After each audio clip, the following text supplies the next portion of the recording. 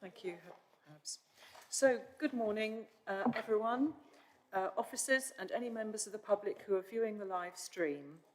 Welcome to this meeting of the South Cambridgeshire District Council Planning Committee. My name is Councillor Anna Bradnam and I'm the chair of this committee. And I'm going to take the time to ask members to introduce themselves and which ward they're from. So I'll start with the Vice Chair, please. Councillor Rixon. Thank you, Chair. Yeah, Councillor James Rixon, representing Histon and Impington Ward. Councillor Khan, Martin. Councillor Martin Khan, representing Histon and Impington Ward. Good morning, Councillor Ariel Khan, representing Harston and Cumberton Ward. Thank you. And Councillor Garvey. Councillor Garvey, representing Girton area. Councillor Scanterbury. Councillor William Scanterbury, representing Bar Hill. Thank you. Councillor Poulton, whose microphone isn't working at the moment. Perhaps you could just briefly use another. Perhaps Habs can check for you. Councillor Poulton, Caxton and Papworth.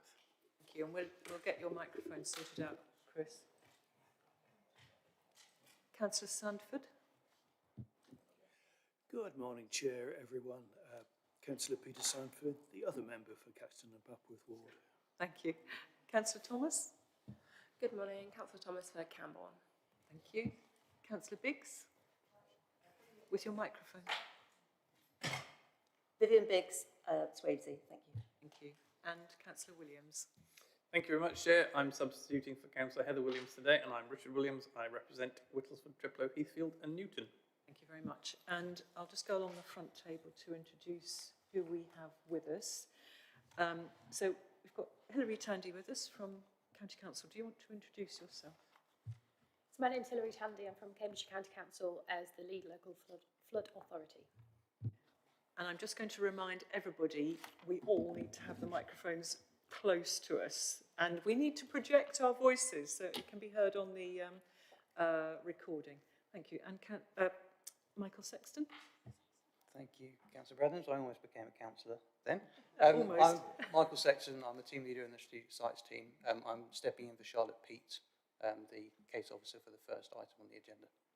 Thank you very much, Michael. Rebecca? Hi, I'm Rebecca Smith. I'm the delivery manager. Thank you very much. And Vanessa, would you like to introduce yourself? Good morning, everyone. I'm Vanessa Blaine, legal advisor. Thank you. And we've got Sarah. Good morning, Sarah Steed, Democratic Services Officer. And Habiba PC is, what's the word, broadcasting the meeting today. Thank you very much. Okay, so that's everybody in the room. And welcome to the people who have attended at the back. Thank you very much for coming. So, those in the chamber are reminded that the meeting is being live streamed. By your presence here in the chamber and via video conference, you're deemed to have consented to being filmed and to the use of images and sound recordings for a webcast and an archived recording. May I ask those who are joining us remotely to ensure that their camera and microphone remain off unless they're addressing the committee. If a member arrives after the start of an application or leaves the chamber once an application has commenced, they will not be able to take any further part in that application, either by entering into the debate, questions of clarification, or the vote. So, item 2 is apologies. Sarah, would you like to give us the apologies for the meeting, please? Yes, Chair. We've had apologies from Councillor Henry Batchelor attending the meeting as a committee member. I believe he will be attending as a ward councillor, and Councillor Corin Garvey is attending as substitute, and Councillor Heather Williams has sent apologies, and Councillor Richard Williams is attending as substitute. Thank you very much. Okay. So item 3 is declarations of interest. So please could councillors advise if they have any declarations of interest and also identify which application their declaration relates to. Right, I can't see any. If, however, as the meeting proceeds, you realise you have an interest, please would you raise it at that point. Item 4 is the minutes of the meeting held on the 10th of June, which have been submitted to this meeting for approval, and they're pages 3 to 6 in the agenda pack. Excuse me. If there are any matters of accuracy, please could members raise them now, otherwise the minutes will be approved as a correct record. So are there any matters of accuracy on those minutes? I can't see any. So can you agree, are we agreed that I sign the minutes? And having just had some training recently, at this point they become a legal document and a representation of all of our views.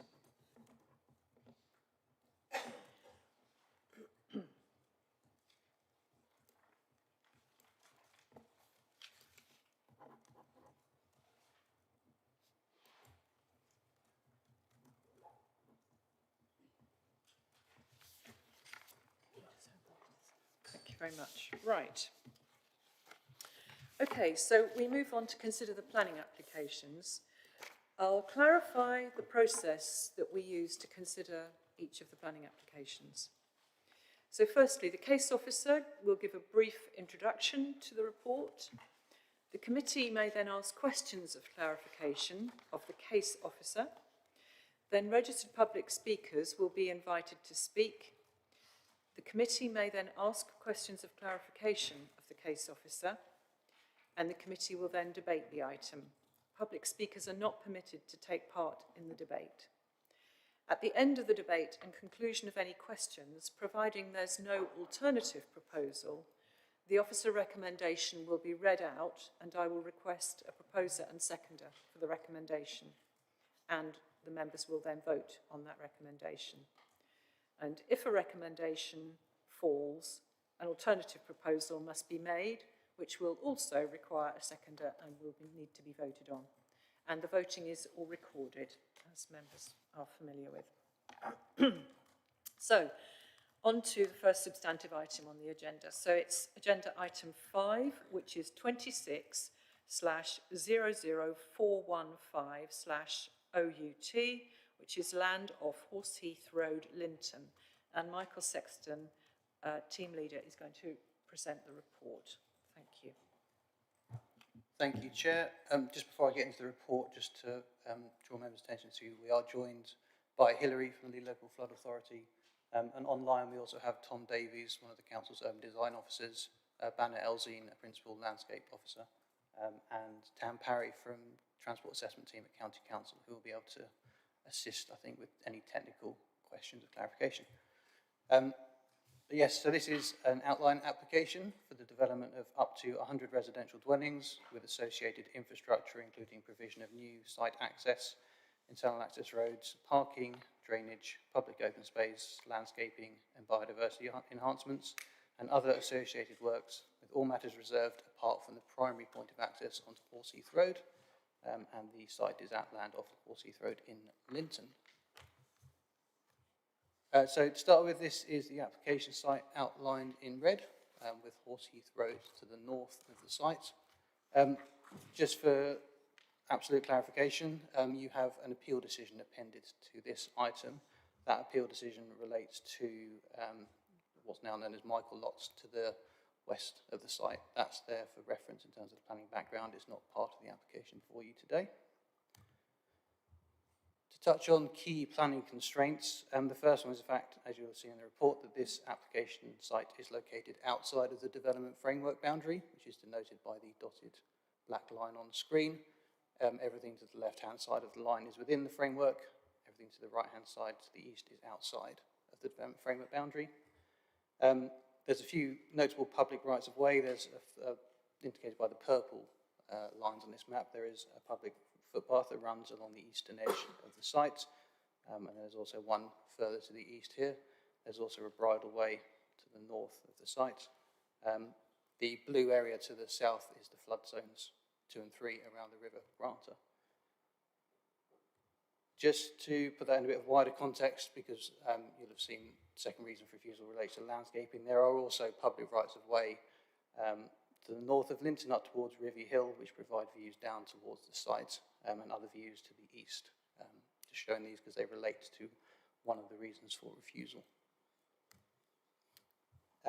Just also to draw members' attention to the fact that the site is entirely within agricultural land grade 3, which is good to moderate agricultural land, and forms the second reason for refusal today. For context, this is a parameter plan that was submitted with the application.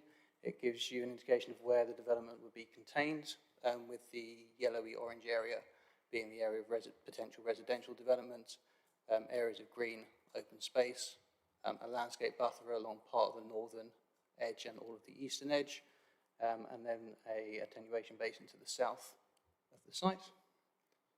And the point of access here onto Horseheath Road, which will be shown in more detail shortly. And this is an illustrative master plan just to demonstrate how the site could potentially accommodate up to 100 dwellings should it benefit from consent. So one of the matters that is before you today is the point of access onto Horseheath Road, as shown on these plans and in the plans pack. This has been subject to consultation with the local highways authority, who raised no objection to the proposed access. They are satisfied that the appropriate visibility displays can be demonstrated and provided. There's also some indication on this plan and future plans about some of the alterations that would arise as part of the development. It is proposed to move the 30-mile-an-hour speed limit, which is currently here just to the east of the Michael lots. That would be relocated further east to account for the new access onto Horseheath Road. This is just to put that access in context. Actually, there's the existing farm access to the right-hand side, which is, apologies, I've lost my cursor. There we go. Which is this area here. So then just beyond, on the left-hand side, about here would be the point of access onto the site. And again, this was in the plans pack. It's some of the traffic calming measures that would be associated with the development, ensuring highway safety in and out of the site and through the village. And again, I've included this because it's in the plans pack. There are some off-site pedestrian improvements that are also proposed as part of the application further into the village. I've got a few slides now just taken from the landscape and visual impact assessment that's been submitted, because obviously landscape is one of the recommended reasons for refusal before you. This plan is a zone of theoretical visibility. Essentially the areas in purple is where you would expect that the proposed development would be perceived based on an average two-storey development coming forward. So you can see it's quite perceptible in the immediate locality and wider surroundings. So Michael, can I just clarify that?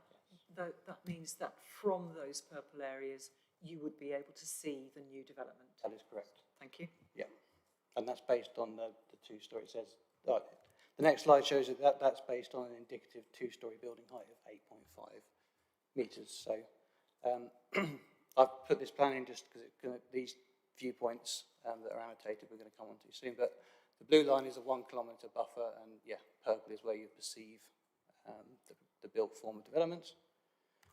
So I'm just going to go through a few of the LVIA viewpoints just to put this in context. So this is a view along Horseheath Road. This is viewpoint 1, which is shown here on this slide. So this is looking southeast across the site, and the application site, hopefully you can see, is just indicated with this red line. So the site would be within this area here.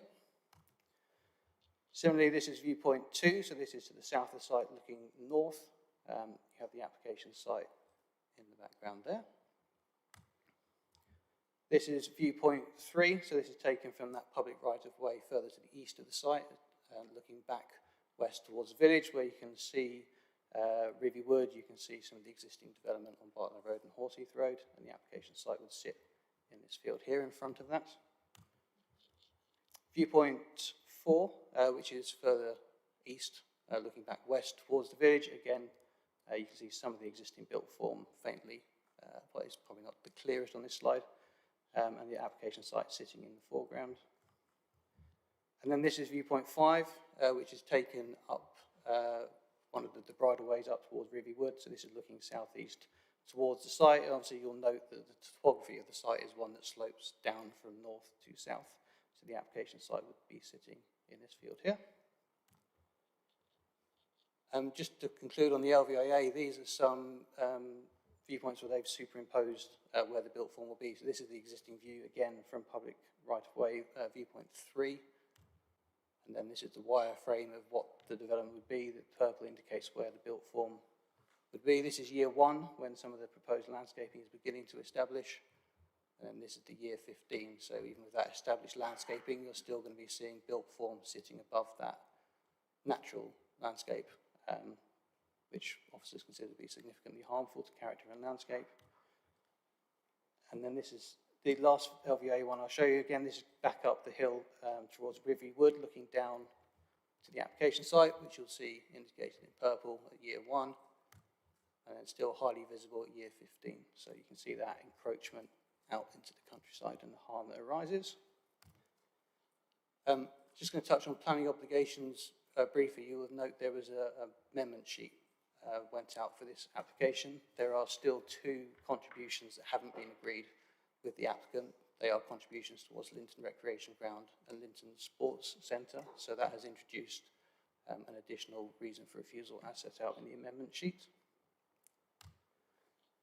I've done a brief slide on drainage because I know we will probably get into this.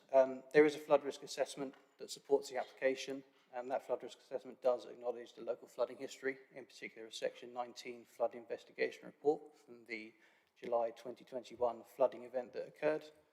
The flood risk assessment and addendum detail that the outlined surface water management scheme would utilise infiltration integrated across the development. The scheme shows that surface water runoff would be directed through a network of distributed suds features, as you can see on the plan here, including permeable paving, planted filter drains, swales, and all within the open space. And this just shows you the basin proposed in the southern point of the site. Which brings us to the planning balance, as set out in the plans pack. There are some material considerations that weigh in favour of the proposed development in terms of provision of housing, 40% of which would be affordable, delivery of some self-build units, biodiversity net gain on site, some economic benefits from construction and incoming residents, some Section 106 contributions, as set out in your report, and off-site drainage improvements. But weighing heavily against that is the fact that the site is outside of the development framework boundary. Therefore, the principle of residential development in this location is in conflict with the development plan as a matter of principle. There's also significant encroachment and adverse impact to the character of the area and the landscape. There's the loss of best and most versatile agricultural land, and then highlighted in red because this is an additional reason for refusal as set out in the amendment sheet, failure to secure adequate infrastructure contributions. That's it from me, Chair. Thank you. Thank you very much, Mr. Sexton, and thank you for that additional information on the landscape visualisations. That's very helpful. So, first of all, do members of the committee have any questions of clarification for Mr. Sexton? I had one, which was regarding the intermediate pressure gas main, which is referred to on page 63 of our agendas. I just wanted to check with Mr. Sexton. It refers to there being 3 metres clearance of the gas main. I'm assuming that means 3 metres on each side of it, not vertical clearance. Could you clarify? Yeah, thank you, Chair. That is also my understanding, and I suspect if the site benefited from planning consent, then that could be dealt with by way of condition to ensure there's no encroachment into that area. Thank you. And a second one is, as we know, this is an outline application for the principle of development, but with all matters reserved except the point of access. And I just wanted to ask you to clarify for us, does that mean that the highways advisors will only have looked at the point of access at this point, not any, because we don't have detail about interior road layouts? That's correct, yes. Highways have been consulted on the primary point of access onto Horseheath Road and consider that that is adequate from a highway safety point of view. The details about the internal network would come forward at reserve matters if outline consent was granted, and highways would be involved in that part of the process as well. And one other one related to that was, would they also have looked at the relationship with the farm access opposite? Yes, as part of the highways assessment, they would look for any potential conflicts arising from a new point of access with any existing accesses within the sites. Okay, thank you very much. Does anybody else have any questions? So Councillor Sandford, oh, yeah, and Councillor Khan, okay. Thank you, Councillor Chair. Sandford.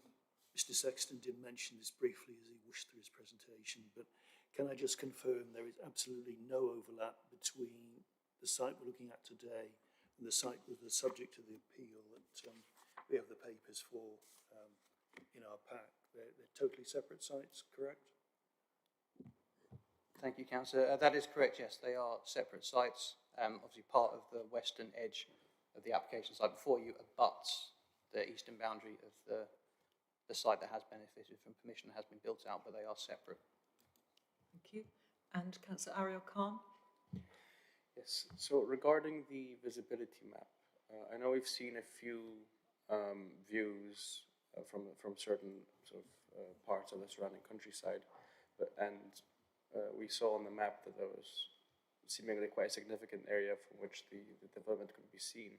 Do we know how that compares to other developments of maybe within the village framework, just so we can compare if that's a significant area of visibility to what is expected for the village, or is that not information that's available to us? I'll revert to Mr Sexton, but I think the point is this is outside the village framework. But Mr Sexton, perhaps you could answer that. The assessment is obviously based on the proposed development before you. Within those views, and let me pop one back up on screen, obviously they do visualise the proposed development in the context of the existing village and the sites that have been built out on the eastern edge. So this indicates here in purple where you'd see a new element of built form development encroaching further into the countryside. But obviously on these views you can see this is the Bartlow Road site that's also outside the framework that's being built out. So the assessment is based on the proposed development, but obviously within these photos you do see some of that existing built form. Right, so just so I can clarify, I meant more on the map you can see in the lower right corner. I was wondering if we could have some indication whether this was, large in comparison to similar developments in the area, or whether it was the norm. I think, Councillor Khan, with respect to perhaps our lawyer, we look at applications on their own merits. Right. So I appreciate what you're saying is this big compared to what's happened in other villages? But I mean literally compared to next door. Is it an unusual amount or is it a normal site amount? next door, you mean? Yeah. Just for the area, is it just so we have some kind of sense of scale of whether this is, Rebecca, did you want to come in? Yeah, I think just to clarify what you're asking, are you asking for a view from what is marked as number 2 so that you can see the site in comparison to next door? Not really. It's more that we can see that the area sort of zoned in purple, from which you can see the area covers quite a lot of what we can see. I was wondering if this was an effect of the location of whether this is large or if it's a normal amount of purple or not a normal. I think if I'm not sure how I can phrase it. Let's get our legal officer to advise you. If I could just jump in first, Anna, sure. sorry. Yeah. I think the point that Michael was trying to clarify is because of the nature of the site in terms of the change in land levels across the site and where the site is located in comparison to the remainder of the village, it's actually visible from a significant distance, which is why there's that zone of purple where you can see the visibility from which indicates what a 2-storey dwelling house would be visible from a significant area, but that's because of where the site's located and the nature of the land levels across the village. And also, having attended, those of us who attended the site visit, because the site next door is on a lower level and a slope further down, and so it's less visible because of that, whereas this site is on the sort of crest of the hill. So, did you wish? Okay, so is that satisfactory, Councillor Khan? Are you, okay. Okay, I've got Richard Williams who might want to ask something different, but did you want to pick up on this point, Councillor Scantlebury? I just want to clarify something you said about the site next door. Is that Michael Lotz that you're referring to? Yeah. And Vanessa would like to come in. Going to remind all members, application before you, please. That's what we're considering. Yeah. Exactly, we look at them on their own merits. Councillor Richard Williams. Thank you, Chair. Just a quick question of clarification just about the appeal which we've been given and has already been mentioned. Obviously, I've read the officer's report, and from reading the report, the key reason the report seems to be suggesting to distinguish the appeal from this case is the availability of the 5-year land supply. Can I just clarify that is the only reason why you're saying the appeal, if you like, doesn't make a definitive difference, or are there other reasons to distinguish this case from the appeal judgment we've been given?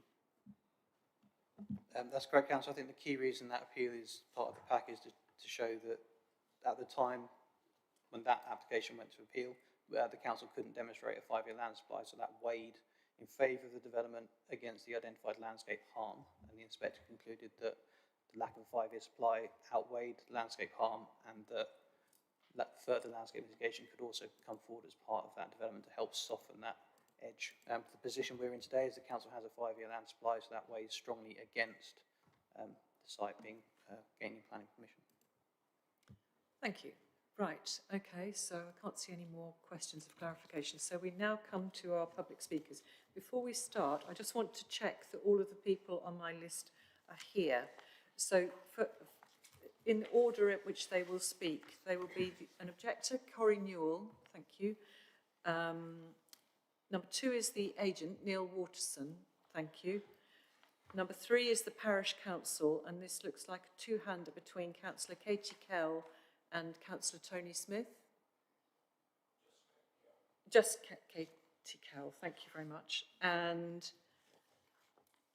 we've got images to be shared with that, as well as with Corrie.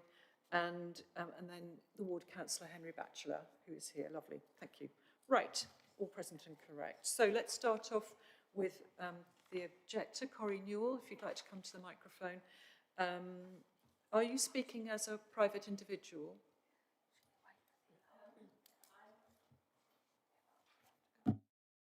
Sorry, just could we wait a moment, because the fire alarm test is likely to happen any moment. Is it at 10:30? If we can just pause for a couple of minutes to let that go off, because it would be a great shame to be in full flood and then to have that go off. So just pause for a couple of minutes. It goes off at 10:30. So let's just have a couple of minutes calm reflection before that happens.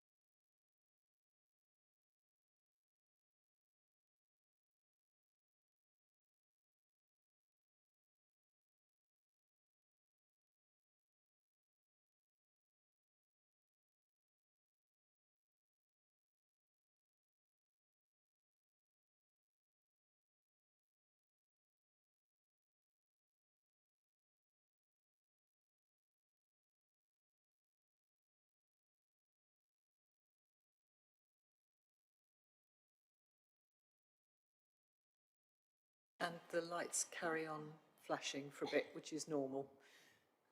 I'm just going to wait for my legal officer to come back.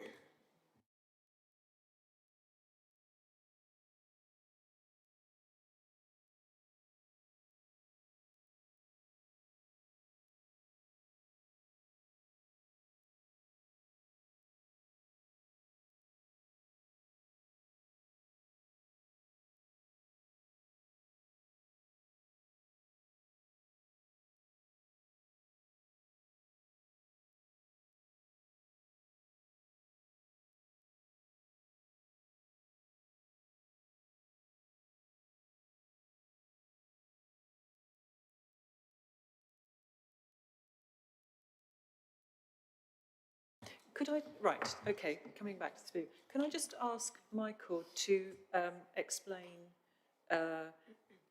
Ms Newell sent in a statement, and I just wanted Michael to clarify how that's been handled, please, Michael. Thank you, Chair. So I think Ms Newell made a representation of objection to the application. That was published on the Council's website on the 19th of June and therefore considered within the Officer report. There does appear to have been a slight issue in the publication of that document on our website in that it's sort of smudged some of the text a little bit. It's still just about, well, it perhaps makes it difficult to read. I think that's happened as it's been published out to the website. So Ms Newell did send me a copy of that representation yesterday, which I've republished to the website. So there is a clear and clean version that is in the public domain. I think there was some concern from Ms Newell about members' ability to view the original version on the website, but I suppose it's really to confirm that the content that has been published yesterday is the same as that was submitted in mid-June, which Charlotte Peat would have seen and accounted for in her report. I think there was... And also that you had taken account of in your officer report on this. Yes, that's my understanding. Obviously, it's not my report, but my understanding is Charlotte Peat would have seen all those representations, including the one from Ms Newell in mid-June, and been through those issues and set them out in the report. So there's nothing in there that's not accounted for in the report. Okay, and thank you very much, Mr Sexton. And I gather Ms Newell has submitted some images which you're going to share for us on screen while Corrie speaks. So can I just check, you're speaking as an individual? Thank you very much. Okay, so you have 3 minutes, so do go ahead. Morning, councillors. I'm Corrie Newell, helping Linton with the neighbourhood plan. This application conflicts with policies including location, access, character, flooding, landscape, design and heritage. Officers recommend refusal under NH2. The last 3 Linton inspectors also dismissed on NPPF valued landscape, agreeing that this was landscape out of the ordinary, an exemplar of the character area and of the relationship of historic village with historic and archaeological landscape. The site is marked red between Bartlow Road of 55 houses below and the Michaelot's Proudace site of 42 houses to the left, beyond the archaeology Green Gap. Both sites are approximately half the size of this today and were approved when we had no up-to-date local plan. The viewpoints were not agreed with officers. The desktop heritage report misses 3 key listed buildings, the water tower, the church and the windmill, and 5 or more archaeology assets. The site's disconnected and design led by a gas main and barriers to block the views. Next slide. Please, next slide. Thank you. From the footpath alongside the site, the field and long view would be blocked by buildings and the planted barrier. The harsh edge quote was before the Green Gap was created to soften this edge of the village and doesn't apply now. Today's development is higher, some 5 to 15 metres than Proudace and Bartlow Road, and intrudes above the skyline and tree line. Next slide, please. The skyline and views of Rivey Hill and listed water tower would be blocked. This detail shows the setting of the water tower, where its architectural and artistic interest and its reasons for listing as a monument and a landmark are evident. Appendix 6 calls this a common local view of limited value, an ordinary landscape. Inspectors and local people disagree. Next slide. The best view of Linton Windmill and Southern Chalk Hills would be blocked. Appendix 6 says no heritage assets are evident. Next slide. This slide detail shows the setting of this listed windmill, where you also appreciate the architectural and artistic interest and its list description as a landmark. Next slide, please. The site and this are the best views of the church from the east.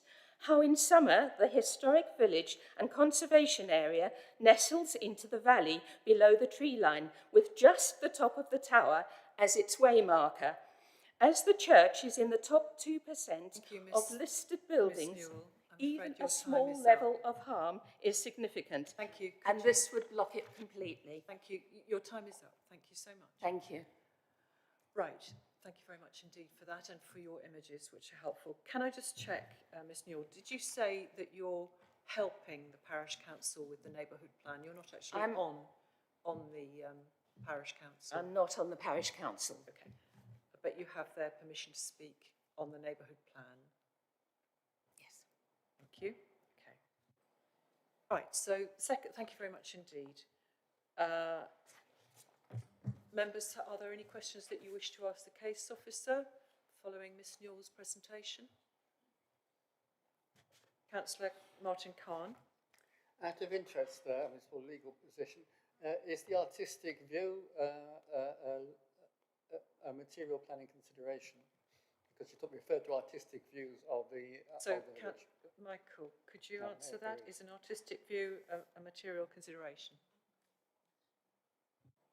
I think it was addressed to legal, but I can sorry. try.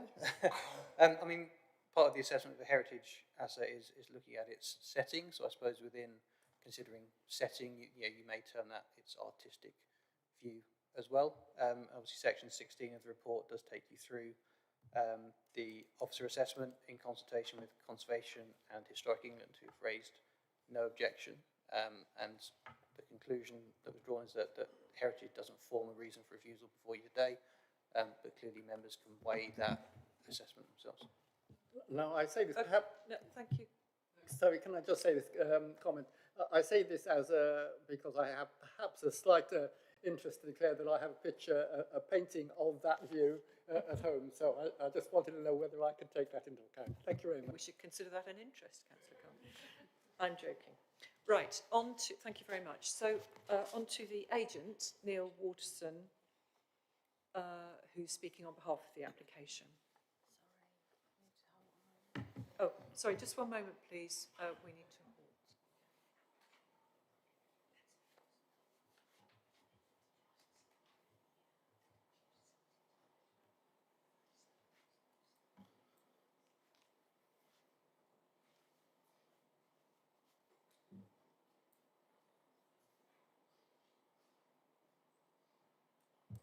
Councillor Khan, have you got any declarations of interest to make? I don't know what I should do. I was asking you a question. I have a painting of the hill behind Linton. That's why I wanted to know whether Have you got your microphone on? I just wanted to know whether I should declare it as an interest because I have a painting of the hill behind Linton, and therefore whether it's artistic is something that obviously might affect me, and therefore I wanted to know. But I don't think it would. I think I can take an independent view of that without considering that. Do you want to follow that up with your position on this? Well, I can declare this an interest, but I'm approaching it as an independent, independently on the merits of the application. Okay. Thank you. Thank you very much for clarifying that, Councillor Khan. Right, on to Neil Waterson, who is the agent supporting promoting the application. So, Neil, you have 3 minutes. Over to you. Thank you.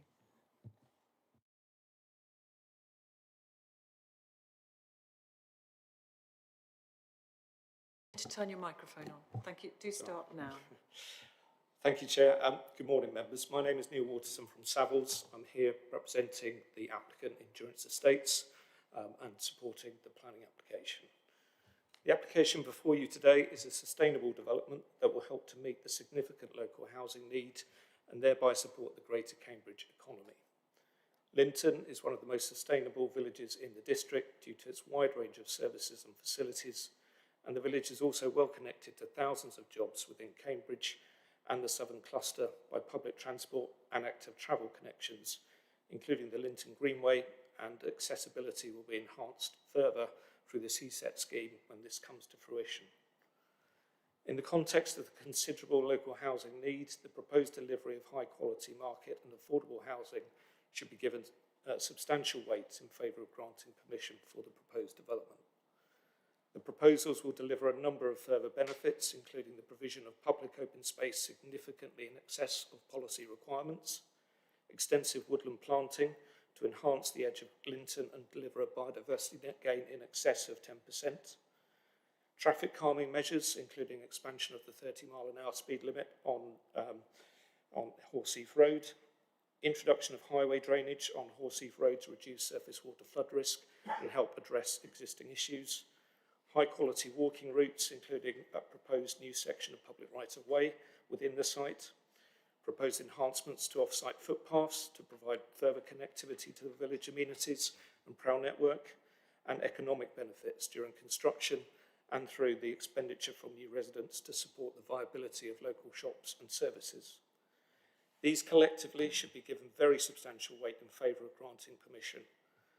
There are no outstanding objections from heritage officers, the Highway Authority or Lead Local Flood Authority, and it is considered that the harm identified in relation to landscape and the loss of agricultural land would not significantly and demonstrably outweigh the considerable public benefits of the proposed scheme. In short, therefore, we hope that members of the committee will recognise these demonstrable benefits of the proposal, and we hope that you therefore approve the planning application today. Thank you. Thank you very much, Mr. Waterson. Members, do you have any questions raised by what Mr. Waterson has said, which will be addressed to Michael Sexton? No? Okay, thank you. Thank you very much, Mr. Waterson. In that case, we will move on to the Parish Council, and this is Councillor Katie Kell.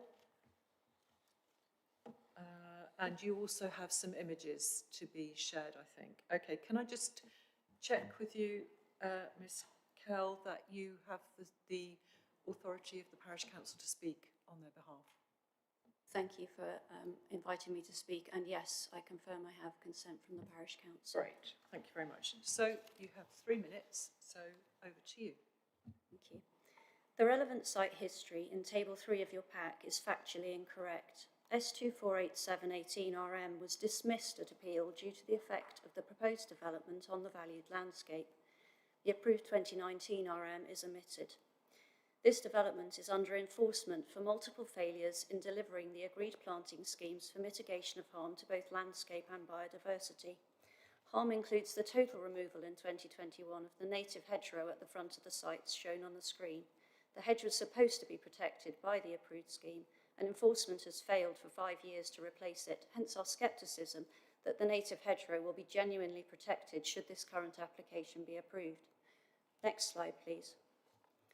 Native hedgerows seen here between the site and Micklelots will need to be removed, not just crown lifted, to enable the statutory 3-metre minimum width for a combined footpath and cycleway to be delivered. Next, please. Most critically, the character of the landscape will be irreparably damaged by this development, which is unconnected to the rest of the village. Most of Linton nestles into the Granter Valley. This site does not.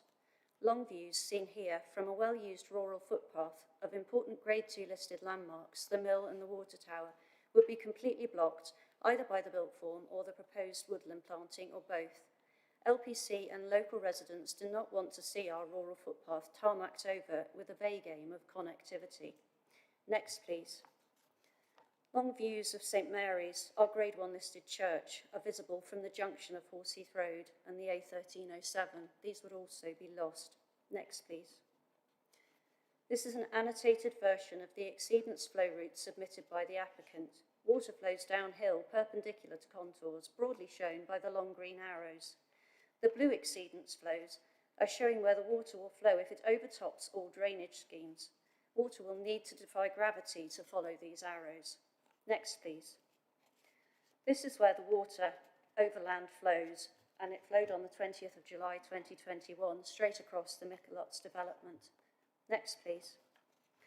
Water from the site and Horseheath Road flooded dozens of homes, displacing some families for more than a year while the damage was rectified.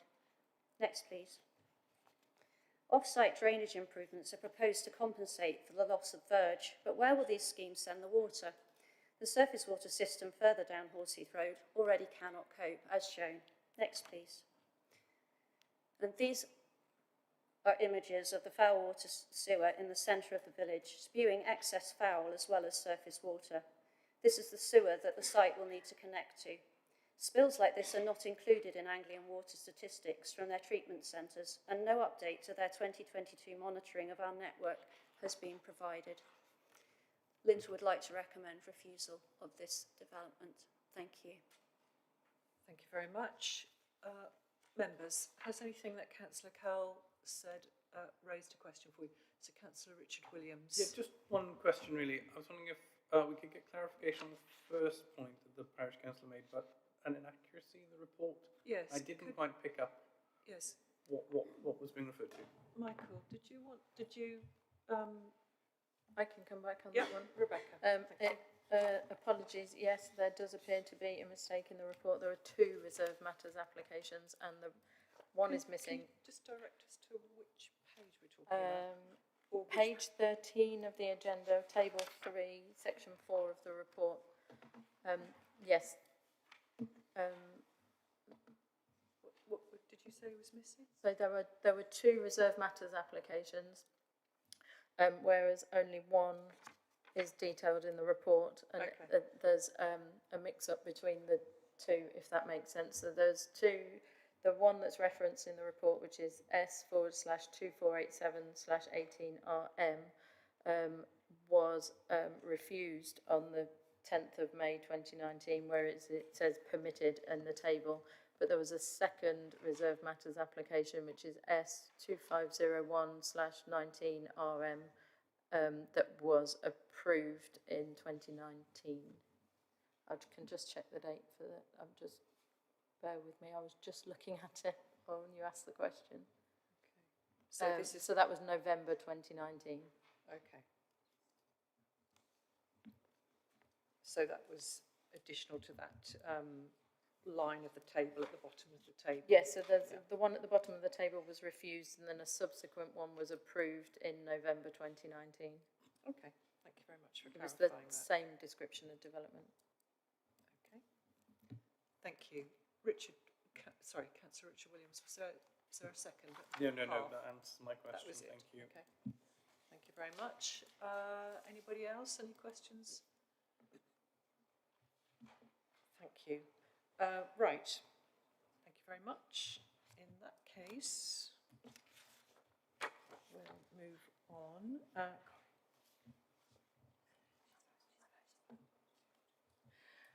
Okay, so then Ward Councillor Henry Batchelor, you're speaking which way? In favour or against? Against. Okay, thank you very much. Do go ahead, you've got 3 minutes. Yeah, thank you, Chair. And I mean, my views are fairly straightforward. I say we because myself and Councillor John Batchelor, who's the other ward councillor for Linton but couldn't be here today, also supports what I'm about to say. So we strongly agree with the officer's recommendation of refusal, which is set out in your papers on page 65. The officers indicated that the landscape loss, the impact on the landscape and the loss of agricultural land, plus the lack of Section 106 contributions, are some of the reasons for refusal, which we absolutely endorse and agree with. But obviously the main reason is that this site sits outside of the village framework. Village frameworks are something that we think should be very strongly respected.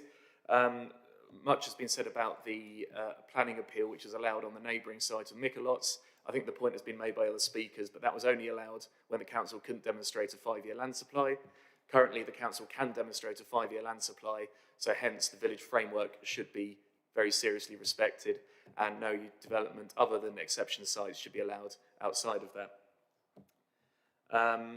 We've also heard from the parish council about some of the issues on that site that was allowed at appeal. I'm sure the planners, some of whom are in this room, can tell you firsthand about how difficult that site has been to manage during construction and also post-occupation.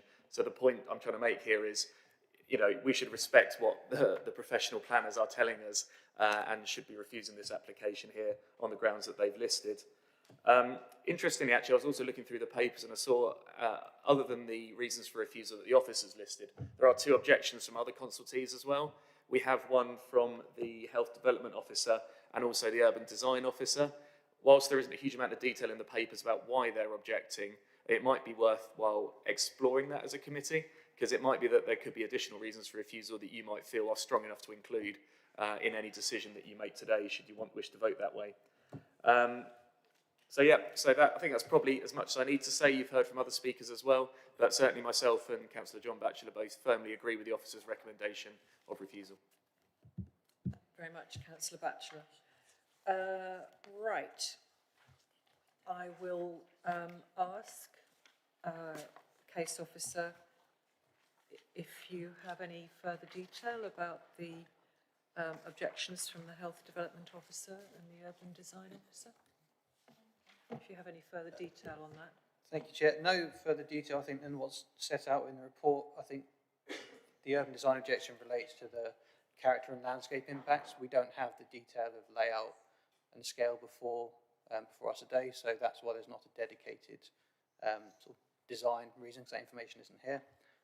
In terms of the health impact assessment, I think our health impact officer has raised some concerns that could be dealt with through a condition if the application benefited from consent. So that's, again, why that's not a reason for refusal that's advanced today. I hope that helps. Okay. Yes. Our legal advisor would like to speak. Councillors, just to bring to your attention on the update sheet at page 3, the additional reason for refusal. Right, okay, so this is the update sheet for today's meeting. I will just read it out. An additional reason for refusal is recommended. The proposed development fails to make adequate provision through a planning obligation or otherwise for the infrastructure required to mitigate the impacts arising from the development. In particular, no satisfactory mechanism has been secured to deliver or contribute towards outdoor sport and sports facilities. In the absence of such provision, the development would place additional pressure on existing infrastructure serving Linton, resulting in an unacceptable deterioration in the quality and capacity of these facilities. Furthermore, it has not been demonstrated that the development would meet the statutory tests for planning obligations, in that the necessary infrastructure has neither been secured nor shown to be deliverable in a manner which is necessary, directly related to the development, and fairly and reasonably related in scale and kind.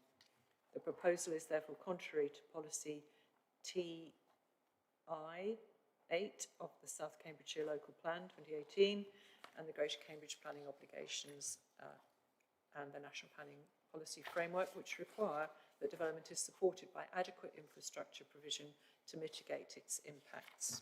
Okay, thank you very much. Okay, so thank you. So that's all our speakers. Right, so let's move into debate, members. Would anybody like to kick off? Councillor Dr. Richard Williams, do go ahead. Okay, thank you very much, Chair. So thank you to all the public speakers and the officers for the presentation. Having looked at this, I am convinced by the case made by the officer. I think the village boundary, the village framework policy, this application is obviously incompatible with that. I haven't heard a convincing justification why we should set aside that policy, which is very important, and I have not heard any evidence to counteract the other suggested reasons for refusal. So I plan to support the officer's recommendation. Thank you very much, Councillor Dr Williams. Councillor Sandford and then Councillor Martin Khan. Thank you, Chair. First of all, could we have the planning balance back on the screen for everyone's Could we have the information? planning balance back on the screen, please? It's basically 2 points I'd like to bring out. One is the village framework, and the proposed development will be outside that. We know that parishes spend an awful lot of time working on their village plans, the framework. We should listen to them. We shouldn't just go through it. The other comment I would make is regarding best, most versatile agricultural land. I'm sure if Councillor Heather Williams was with us today, she'd have comments along the lines of, when it's gone, it's gone. And we're beginning to get into a situation where we need all the land available to provide food, and building on agricultural land without serious justification is something I would oppose. So I would definitely support officer's recommendation on this application. Thank you. Anybody else? So Martin Khan, Councillor Martin Khan. Looking at this application, we have precedents, both of which were determined by the fact that there was not a housing supply at that moment in time. Having said that, even were that to be the consideration, I think the arguments against this particular site are very strong. The site visit was particularly useful because looking at the allocation where the housing would go on this site, actually some of it actually goes on some of the higher land towards the edge of the site, so that while that might be redesigned perhaps in the final provision, the risk of getting on the higher land seems to be very, very significant and therefore visible. It seems to be quite a large extension of the village. So unlike the other sites, which are much closer into the existing settlement, so it's a bigger impact than the previous sites. So even without the housing and supply considerations, there are strong arguments against it. The sort of benefits that normally allow development outside the framework will be an exception site, which is wholly affordable. This only provides 40% affordable, which is the normal provision according to policy. So that isn't really a benefit in terms of seen as a benefit sufficient to justify going outside the village framework. So my personal view is that I can see absolutely no reason why we should go from our normal policy of not allowing development outside the village framework, in particular on this site. And I shall be supporting the officer's recommendations. Thank you very much. Anybody else wish to speak? No? I'll just make a few comments. Having attended this site visit and knowing that part of the world reasonably well, what one observes is that the previous application at Michael Lots made provision to soften the boundary with the countryside on its eastern side, and this application would then put another development to the east of that and does not make the same. It proposes a considerable woodland screening, but as we can see, as we saw from the visuals, that is because the site is high and rising and quite prominent. It won't likely screen this development very much. It's also quite a long way out of the village and close to the A1307. Having said that, the proposals to move the 30-mile-an-hour limit and make the access would have been a good idea had we if the planning committee agreed it, but I think this site is, for all the reasons that have been given by the parish council and the case officer, I don't think there's any reason to go against our policy of protecting this kind of location outside villages, and so I am likely to be supporting the officer recommendation too. So can I ask the planning lead to guide us through the amendments and also referring to that amendment in the update report? Thank you. Thank you, Chair. Just to confirm, the recommendation set out on page 65 of your report is to refuse for the 3 reasons that are set out in the report, plus there's the additional reason that was circulated that Chair read out, 4th reason for refusal on the update sheet, and also to draw your attention that part of the recommendation, paragraph 29.3 on page 66, is in the event that the application is refused and an appeal is lodged against the decision to refuse the application, that delegated authority is sought to officers to negotiate and complete the planning obligations required in connection with the development. Thank you, Chair.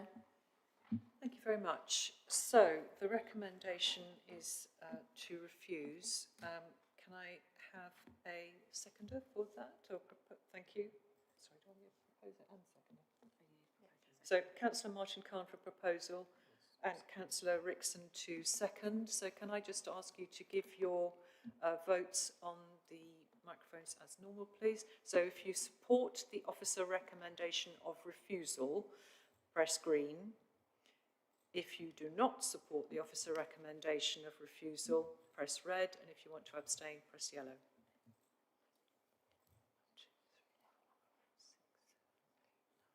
We should be 11 in total, shouldn't we? And that's unanimously refused. Thank you very much to Michael Sexton for presenting that. And thank you, members. Thank you for members of the Parish Council and those who spoke for attending.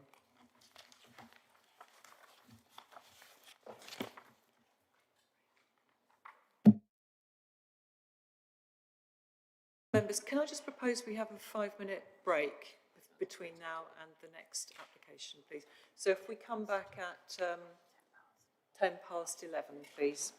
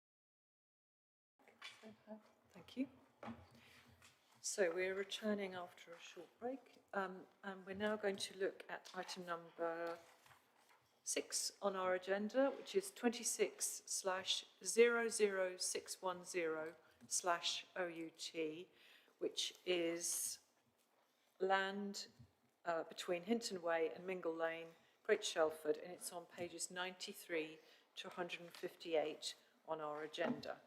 So Lawrence Moore, is Senior Planner, is going to present the report to us. Thank you, Lawrence. Thank you, Chair. Good morning, everyone. My name is Lawrence Moore. Today I'm presenting application reference 26/00610/OUT. This is an outline planning application with all matters reserved except for the means of access for residential development of up to 110 houses, including affordable dwellings, together with open space, play areas, landscaping, land for ecological purposes, drainage and associated works at land between Hinton Way and Mingle Lane. Since the publishing of the committee report, there have been several updates noted as part of the update sheet issued on Monday. These include the resolution of objections from Natural England and the Council's Ecology Officer with regards to impacts on SSIs. It also includes the need to address 2 late representations from local stakeholders and clarification that the report has already addressed these concerns. Finally, the update sheet paid reference to the resolution of an objection from the LLFA on drainage grounds following the provision of further information. Following the issuing of the update sheet, there have been further advancements with regards to the application. This verbal update seeks to notify the committee of the following. The county's archaeologist has confirmed that recent site excavations have revealed that whilst a significant degree of archaeology has been discovered on site, that the findings would not need to be retained in situ and that archaeological matters would not preclude development. The archaeological officer has confirmed that outstanding matters with regards to archaeology can be dealt with via conditions in the event of consent being granted. Subsequently, the 4th reason for refusal relating to archaeology has been removed from this recommendation. Furthermore, late comments received from the Cambridge East NHS Integrated Care Board have advised that due to insufficient primary healthcare capacity in the local area, mitigations are required in the form of financial contributions of £120,000, £120,480. If recommended for approval, an additional heads of terms relating to this would be added to para 24.11.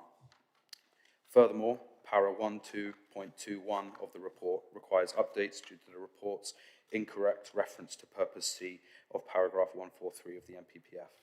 For the avoidance of doubt, purpose C of paragraph 143 of the MPPF 2024 is to assist in safeguarding the countryside from encroachment. On screen is the red line location plan for the application. The site constraints are shown on screen. The proposal site measures 7.4 hectares and is located in the parishes of Stapleford and Great Shelford. The site is outside the development frameworks of Stapleford and Great Shelford and is situated within the Greenbelt. The site constitutes best and most versatile agricultural land, which has been confirmed by the recently submitted Agricultural Land Classification Report, which confirms the site is Grade 3A agricultural land. The site is situated adjacent to the Stapleford Conservation Area and is in close proximity to Grade 2 star listed building, the Church of St Andrew, situated on Mingle Lane. The site is in flood zone 1 and is at low risk of flooding. For the avoidance of doubt, the lead local flood authority have resolved their objections to the scheme following the provision of further information. An aerial view of the site is now shown on screen. This indicates the location of the application site to the west and the location of the Strawberry Fields Care Home to the east. An officer photo from Magog Down has been incorporated as part of this presentation and is appropriately labelled to indicate the location of the site with the relation to the Strawberry Fields Care Home from this important viewpoint. The proposed CSET busway map and its proximity to the site is shown on the screen. As shown, the busway is to the northeast of the site. The application seeks outline consent with all matters reserved except for access. The proposed access arrangements are shown on screen and fall to be assessed as part of this application. The application has been subject to formal consultation with the local highway authority and emergency services, who do not raise concerns with the singular access point proposed. The proposed access point with 1.7 metre reinforced grasscrete strip is considered acceptable. The framework plan is shown on screen. It is important to note that this is indicative and does not fall to be assessed as part of the scheme. Nevertheless, the framework plan shows the primary access point, an indicative road layout, and the inclusion of a secondary point of access for pedestrians and cyclists only from Hinton Way. That's shown to the with the blue arrow on the north. The illustrative landscape plan is now shown on screen. Again, it is important to note that this is indicative and does not fall to be assessed as part of this application. The illustrative landscape plan shows the intention to deliver landscape buffers to the east and north of the site, an ecological enhancement zone to the northeast, and the inclusion of a locally equipped area of play within the centre of the site. The illustrative building heights plan is shown on screen. Again, it is important to note that this is indicative and does not fall to be assessed as part of this application. The illustrative building heights plan shows the intention to deliver maximum building heights of 2 stories within the blue area and maximum 2.5 stories within the orange area. As the application site is within the Greenbelt, it is important to consider the implications of Local Plan Policy S4 and the MPPF. Paragraph 142 explains that the government attaches great importance to the Greenbelt, whereas paragraph 143 outlines the 5 purposes of the Greenbelt. Paragraph 153 explains that planning decisions should give substantial weight to any harm to the Greenbelt. With regards to inappropriate development within the Greenbelt, the development would be considered inappropriate under paragraph 153 of the MPPF. However, as the application site is consistent with the definition of grey belt as outlined within the committee report, paragraph 155 of the MPPF is relevant to this assessment. Paragraph 155 of the MPPF requires all aspects A to D to be met in order for the development to be considered appropriate. Whilst the development is on grey belt land, there is no need for the development type proposed, as the council has an established 5-year housing land supply. Therefore, part B of paragraph 155 is unfulfilled, and the development is considered inappropriate development within the Greenbelt. It is important to note, with regards to Greenbelt policy within the MPPF, that the development would provide 50% affordable housing, provisions towards local infrastructure via Section 106, and would enable the provision of publicly accessible open spaces. The development would therefore be considered to meet the golden rules outlined by paragraph 156 of the MPPF. Whilst these benefits hold some weight in this assessment, the development remains inappropriate development within the Greenbelt. The key considerations for the application are identified on screen. The committee report addresses these key considerations. The planning balance, which informs the officer recommendation, is now shown on screen. The development would allow for some benefits, including 50% affordable housing, provisions towards local infrastructure via Section 106 contributions, and the provision of publicly accessible open spaces.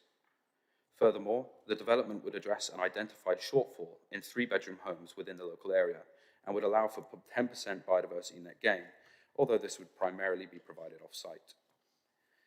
In terms of harm, the development constitutes inappropriate development within the Greenbelt and would therefore cause harm to the openness of the Greenbelt.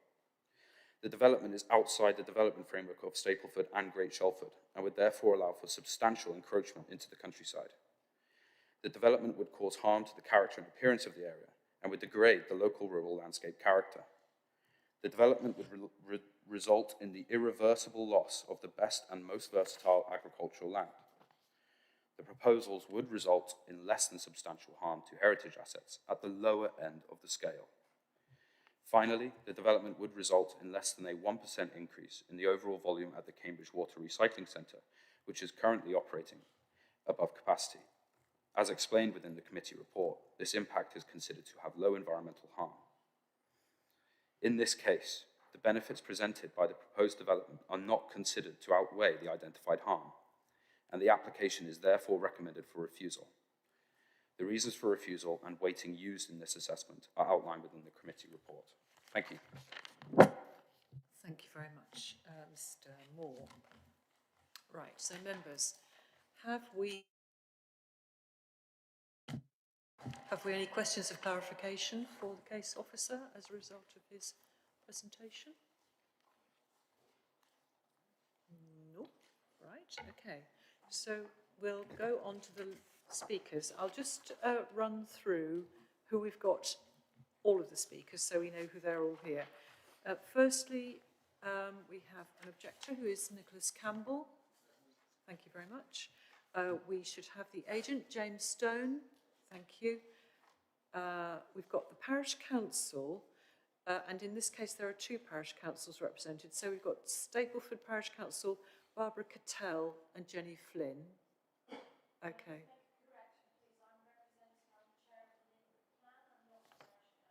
Okay. Yeah, I'm coming to that. Yeah. So that's fine.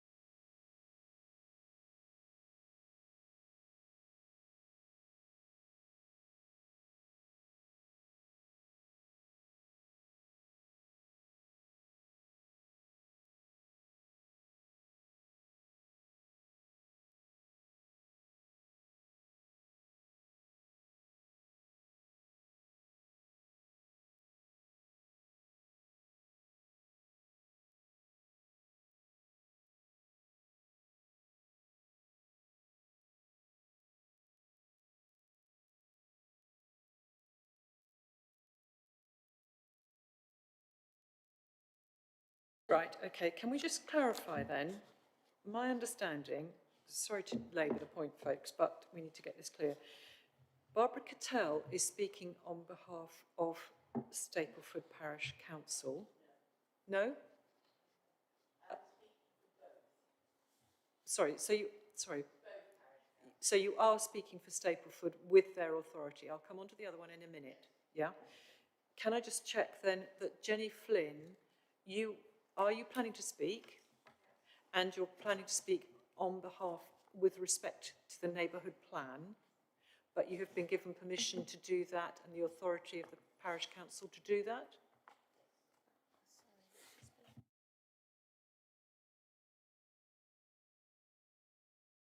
Sorry, just one moment, please.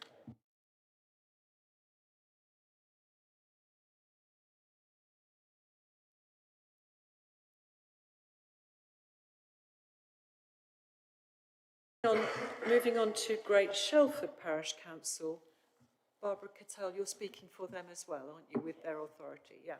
So can we just make it absolutely clear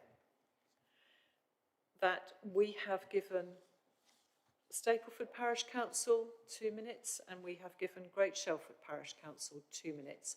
So however you divide up the time between you, you need to speak for not more than 2 minutes each, okay? You understand that? Okay, yes. For each. So Stapleford gets 2 minutes. However you divide that up, that's up to you. And Great Shelford gets 2 minutes. Yeah? Yeah, that's right. That isn't what we were told. We were told we had a 4-minute presentation. between the two parish councils. Our time allotted was 4 minutes. Yes, but Not that it was 2 and 2. no, okay, that's fine. No more than 4 minutes between the two parish councils and Jenny Flynn. Yeah, okay. 30 seconds and 3 minutes. It doesn't matter how they split it. Yeah, you can divide the time up how you want. I'm just clarifying. So over to you. We've got that clear. There is 4 minutes for the representation from Stapleford Parish Council and Great Shelford Parish Council. Okay.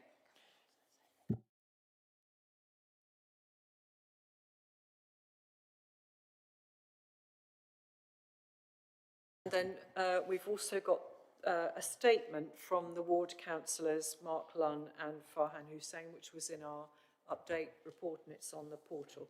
Can I just clarify that all the speakers, so Nicholas Campbell, James Stone, the parish councils combined, all get 4 minutes each to speak. Everybody gets the same amount of time. Right, okay, with that clarity, Nicholas Campbell, would you like to come and speak? And you're speaking in a private capacity, are you? Yes, thank you, Chair.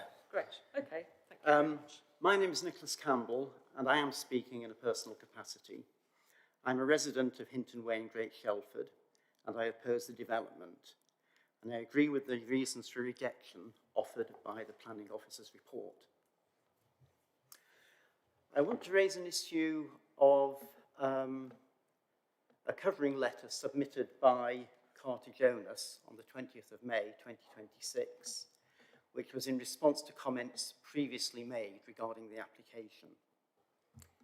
In this letter, they stated, quote, "You may be aware that Nightingale Land entered into a memorandum of understanding with Greater Cambridge Shared Planning to support deliverable allocation for the site in the emerging Greater Cambridge Local Plan," end quote.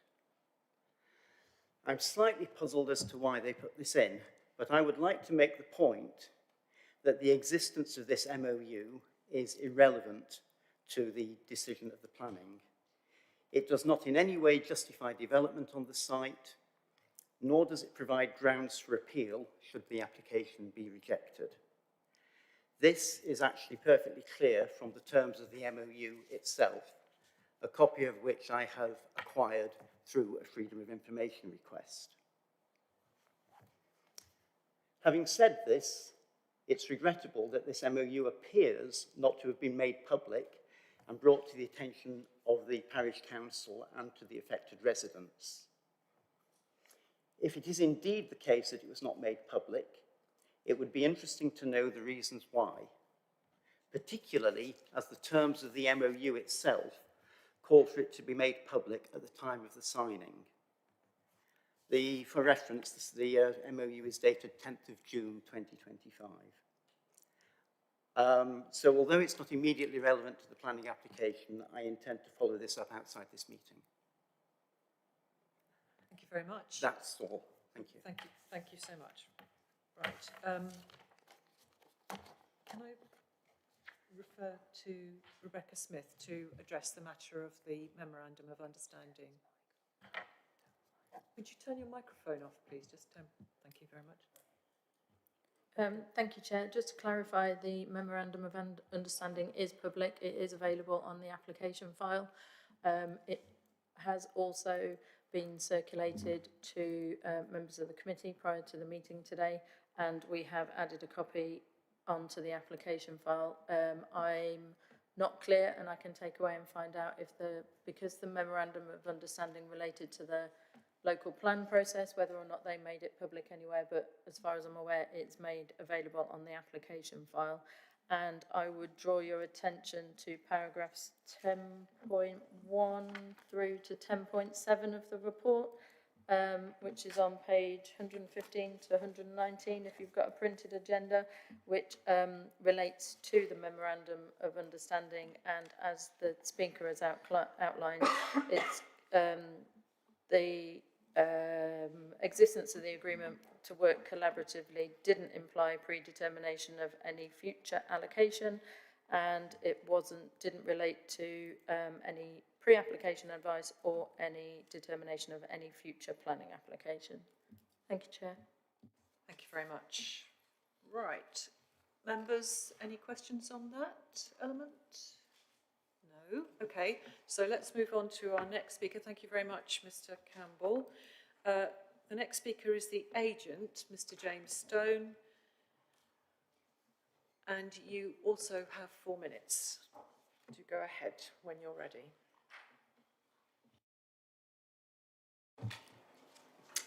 Okay, thank you, Chair. You will have received a letter on behalf of the applicant earlier this week explaining the concerns that this application has been brought before committee prematurely.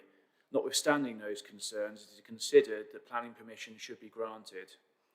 The site, which until recently was a draft allocation in the council's joint emerging plan, is situated in a very sustainable location. Shelford train station can be cycled to in 3 minutes and walked to in 8 minutes. The council have also previously acknowledged in their evidence base that the site is very well connected and sustainable. The site is also located within walking distance of bus stops along both Mingle Lane and Hinton Way. The characteristics of the site mean that it should be defined as Greybelt land, as acknowledged by council officers in their committee report, and is therefore suitable for addressing housing shortages. The council's own trajectory figures show that completions in South Cambs over the 5 years from 2019-20 to 23-24 average 1,229 homes a year. However, in the most recent year of 24-25, according to the council's own figures, completions have dropped significantly to 856 homes. A major social benefit of the proposed development is that it will deliver 50% affordable homes, which is 55 dwellings. Even if the site was not a Greybelt site, the proposals should be approved because they represent very special circumstances as defined by the NPPF due to the overriding need for affordable housing in these two parishes and the district as a whole. There are over 2,000 families in desperate need of a home on the council's waiting list.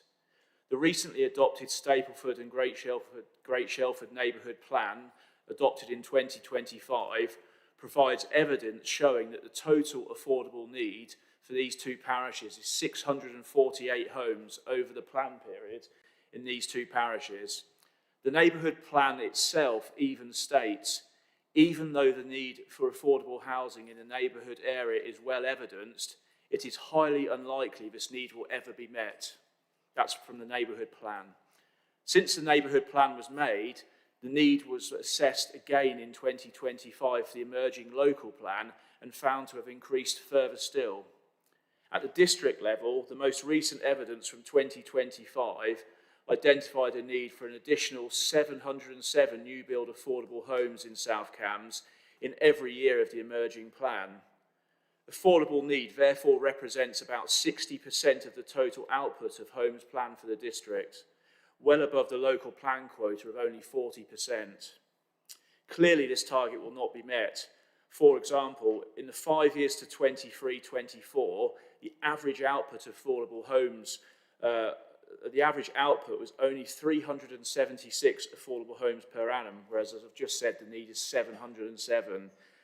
According to the government's own live tables, this represented just 30% of total output of housing. Plainly, the only way for the district to try and improve on this situation would be to give greater weight such as sites to this one, which can go beyond the 40% quota. Further benefits of the scheme involved 42% of the site being provided as important green infrastructure and open space. The application process has simply demonstrated that there are no overriding constraints to the delivery of much needed housing on this site. Furthermore, under proposed reforms to the NPPF expected any time now, Shelford train station is defined as a well-connected station, and so residential development on Greybelt sites such as this should be approved regardless of the 5-year land supply position. It is vital that small and medium-sized sites such as this are brought forward to address housing needs. Mr. Stone, your time is up. Okay, we respectfully invite members to approve this, but if they cannot, we'd ask for a deferral. Thank you very much. We'll bear in mind your comments. Thank you very much, Mr. Stone. So, any questions, members, on the basis of what Mr. Stone has said to the case officer? Councillor Dr. Richard Williams.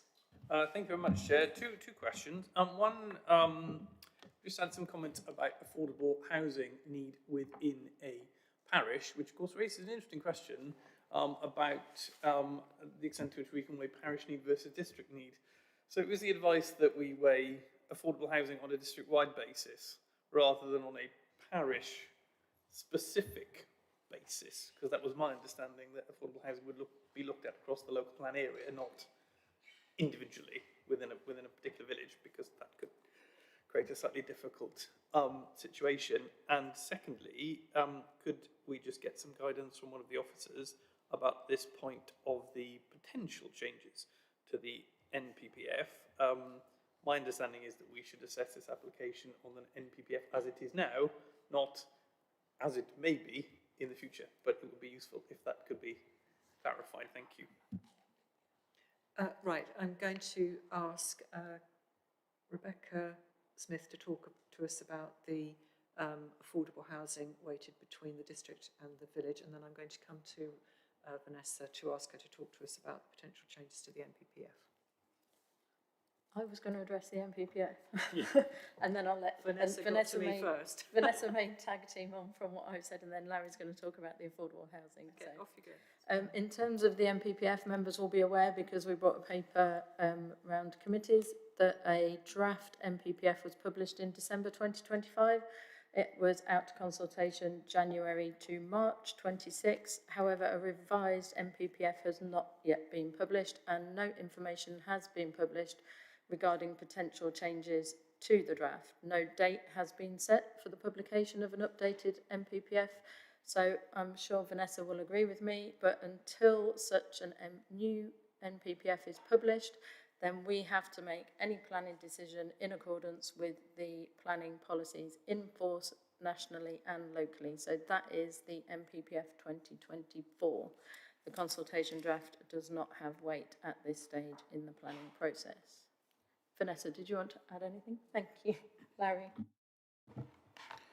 Thanks, Rebecca. With regards to the affordable housing need questions, parish level versus district level, as outlined within my report, the council has published a 5-year housing land supply assessment, which states that that Greater Cambridge does have a demonstrable 5-year housing land supply. The effects of the neighbourhood plan do not override the effects of the local plan, and the NPPF is quite clear that these figures are derived from on a local plan basis, not a neighbourhood level. Thank you.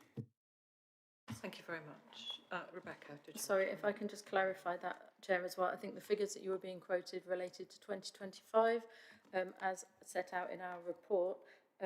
The 5-year housing land supply was published and updated in May 2026. So the figures that are quoted in our report relate to 2026 to 2031 in terms of the 5-year housing land supply. I believe the figures that Mr. Soame was speaking about related to 2025 data. Thank you. Thank you very much. So the data that's in the report is more up to date. Thank you very much. Any other questions? So Councillor Martin Cahn. The argument has been made why we should approve this largely with a major benefit of on the major point about the affordable housing land supply. In terms of what has already taken place around Shelford, perhaps what sort of proportion this is would make an exception site. We're talking about 50% here. Would this count as an exception site? Have other applications for exception sites around the village been, what sort of percentage of housing has been included in those, and what should we expect? I can't speak to the other sites off the top of my head, but for a site to be considered a rural exception site, it's 100% affordable. Housing, of course, is only 50% affordable, so it doesn't meet that definition. I would just comment that I was thinking of an application which I was involved with, which was just north of Shelford, joining the railway line, which was 100% and an exceptional design as an example of what has been accepted in that sort of case. So for clarity, an exception site, if it came forward, would normally be 100% affordable housing. I think this site proposes 50%. Right. Rebecca, did you have any further? Okay, thank you. Was there another? Councillor Sandford? Thank you, Chair. Can officers confirm this is Greenbelt? The agent seemed to imply it's Greybelt. So the application site is within the allocated Greenbelt. The NPPF is quite clear as to what constitutes Greybelt. The definition of Greybelt is, I Can I see? I was going to say, you had a slide. So I showed a didn't you, slide. that showed us. Yeah, I'll just so shown on screen at the top is the definition of grey belt as included within the NPPF. It states that grey belt land is land which, despite being within the allocated green belt, does not strongly contribute to any of purposes A, B, or D in paragraph 143 of the NPPF. Paragraph 143 of the NPPF is outlined below. As you can see, purpose A is to check the unrestricted sprawl of large built-up areas. Villages, as outlined within the PPG, which is the planning practice guidance, villages do not constitute large built-up areas, and therefore 143A does not apply. Likewise with B, which states to prevent neighbouring towns merging into one another. A village is not a town, and likewise with purpose D, to preserve the setting and special character of historic towns, and therefore, the status of both Shelford, Great Shelford, and Stapleford as villages means that neither purposes A, B, or D would apply, and therefore the site does not strongly contribute to any of purposes A, B, or D, and is defined as grey belt land. But just for clarification, identifying a site as grey belt land does not automatically constitute it being appropriate for development. It then triggers the need to assess the application under paragraph 155, as I explained within my report and earlier in this presentation. So I hope that clarifies your questions, Councillor. Thank you.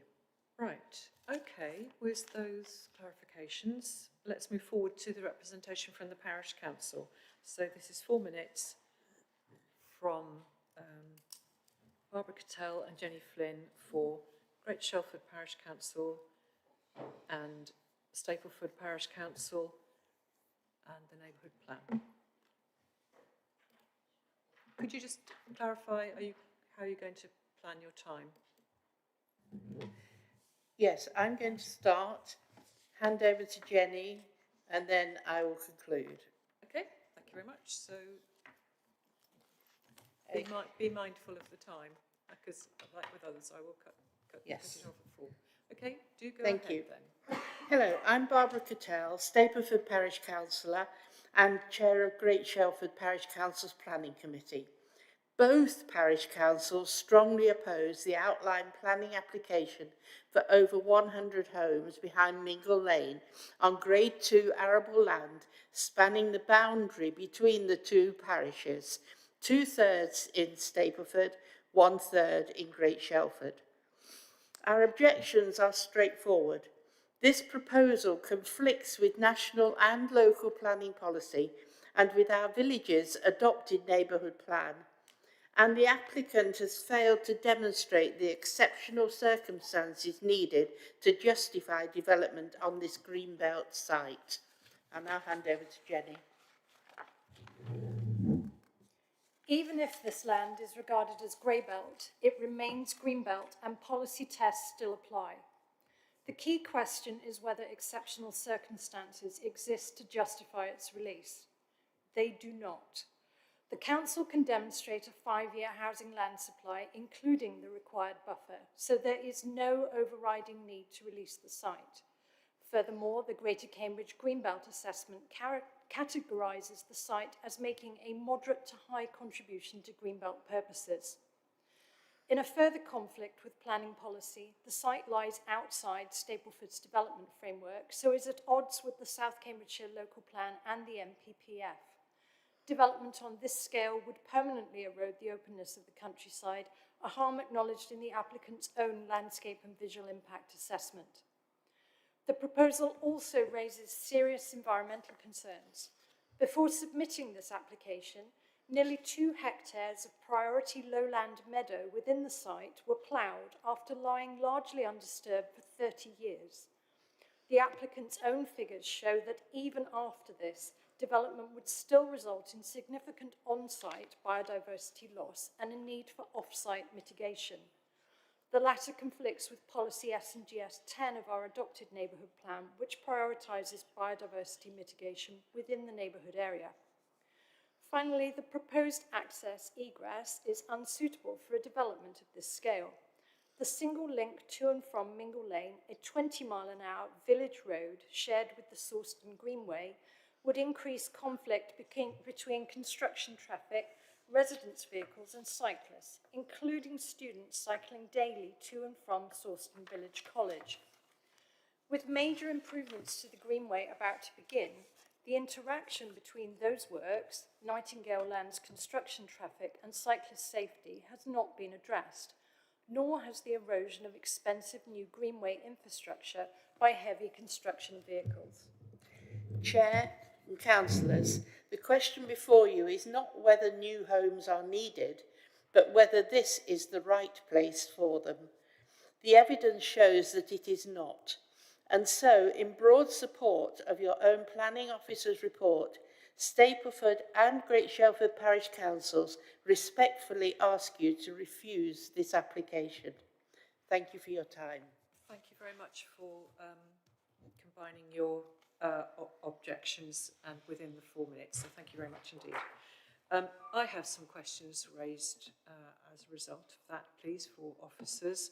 The first is, could you confirm, in your report you explain that the site was a grass meadow until relatively recent, part of the site was a grass meadow until relatively recently. When we visited on the site visit, it was obviously in Forage Maize production, but can you just explain which part of the site was a grass meadow and why there was a justification for taking the baseline biodiversity from that meadow land rather than from the field?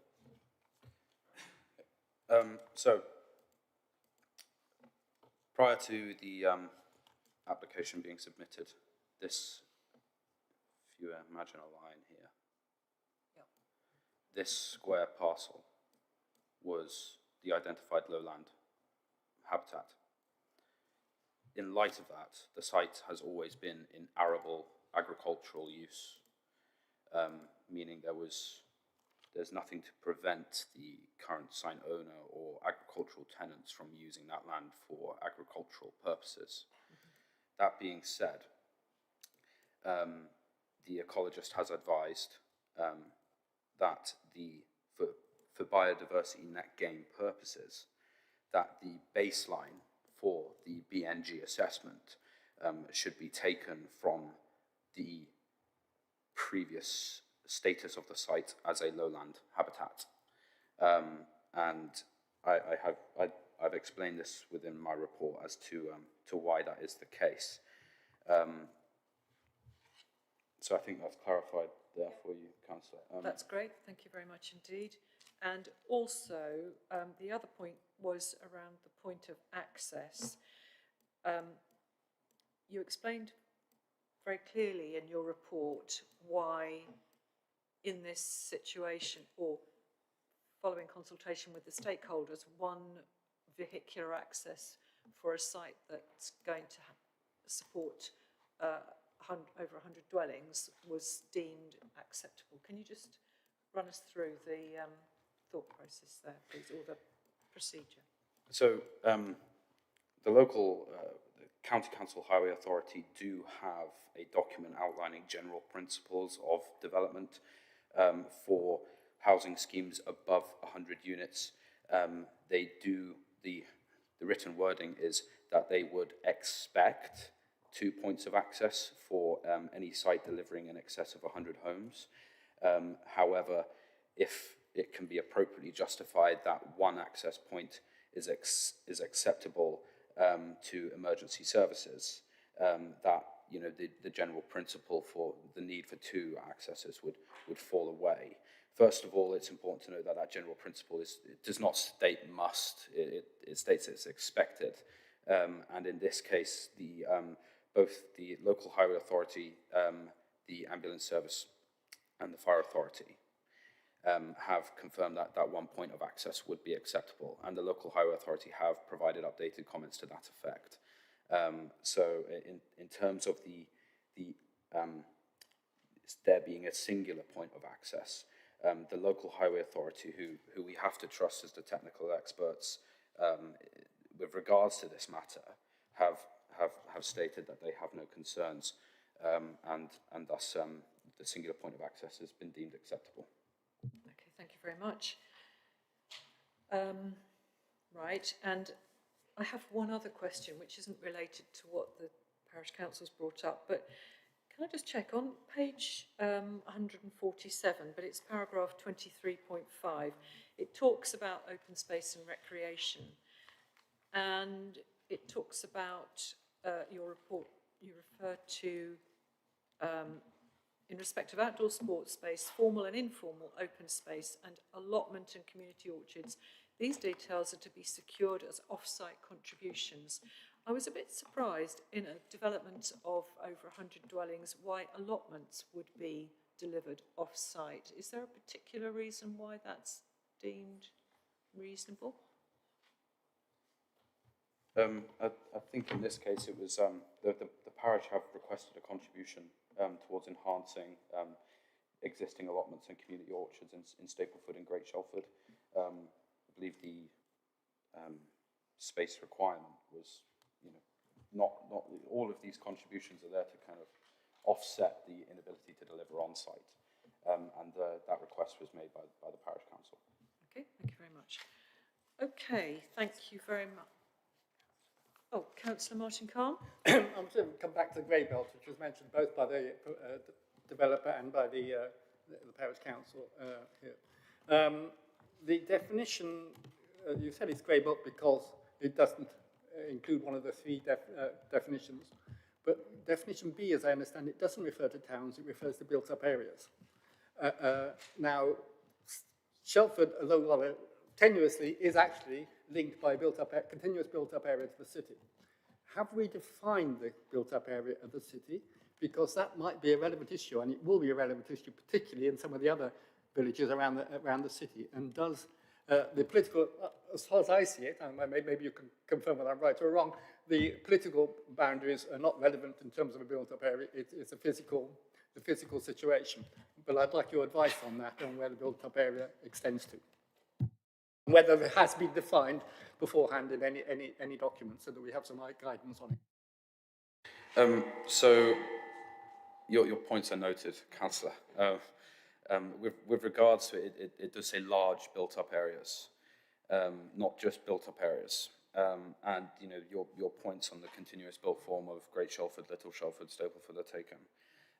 But as outlined within the planning practice guidance, which is a material planning consideration, that guidance states that large built-up areas, that definition there, does not apply to villages. In this case, Stapleford, Great Shelford, Little Shelford, all are villages, and thus the definition of large built-up area would not apply. I understand your concerns with that, but that's the situation that is on hand. Thank you.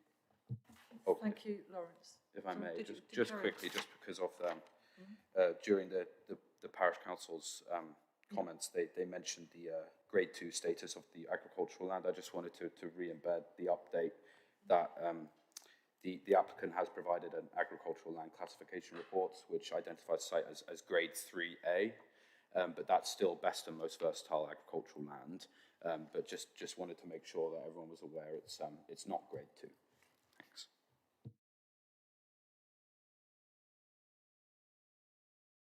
Thank you. Could I also, the fourth normal speaking time is ward councillors, and we have had a statement from councillors Mark Lunn and Farhan Hussain. I think we've had that, we've received that. I'm going to try and find it. It that be useful to read it out? Or? No, we're not going to read it out. Okay, but members, just remember that you've got that statement from the councillors. But broadly speaking, it supported the officer recommendation. Right, so we move to debate, members. Would anybody like to start?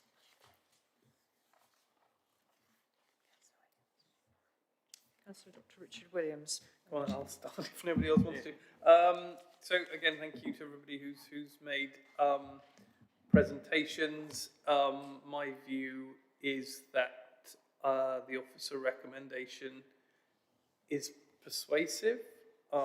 I lay considerable emphasis on the village framework. This is outside the village framework. That's part of our local plan. Greenbelt we've discussed more, but this is Greenbelt. I accept that it qualifies as grey belt, but given that there is no land supply problem, there is nothing to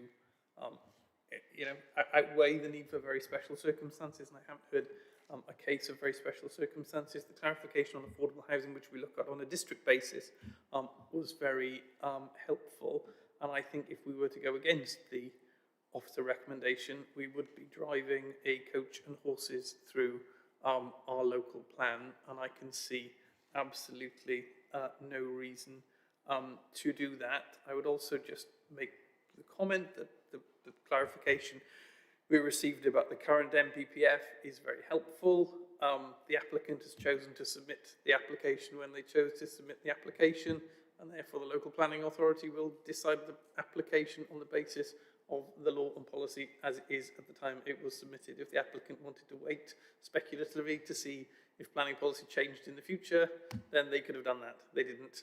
And we have to assess this on the basis of the law as it is now, not on the basis of what it potentially might be in a few months or years' time, which may or may not be advantageous to one side or the other. So on that basis, looking at the law and the policy as it currently is, I see no reason to go against the officer's recommendation, and I will be supporting the recommendation of refusal. Thank you, Councillor Williams. Councillor Sandford and Councillor Khan, but Councillor Sandford first. Thank you, Chair. This all looks vaguely familiar from the last application. The loss of agricultural land is not good. Ignoring the village framework, development framework, not good. But the sentence from the officer's report that I would read out, the proposal constitutes inappropriate development in the Greenbelt, which is by definition harmful. That's our officer's assessment.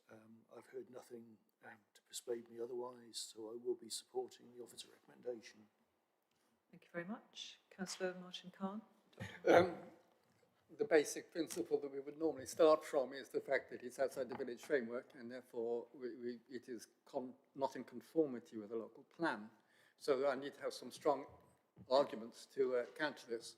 The arguments put to us have been that it provides affordable housing, but this is only 10% more than is obligatory in conformity with a local plan. It doesn't seem to be a great additional argument. Interestingly, they didn't mention the self-build, but again, that's only 3 houses in a large development, which doesn't seem to be particularly, which meets requirements, again, which you normally would expect from a new development. So you have the only other argument is good accessibility, which is indeed the case, but we have not necessarily in other cases given development on the large developments on the outskirts of villages because they're accessible. There are other locations where this could apply. So I don't think that really in itself is a reason to override the Greenbelt and development framework arguments.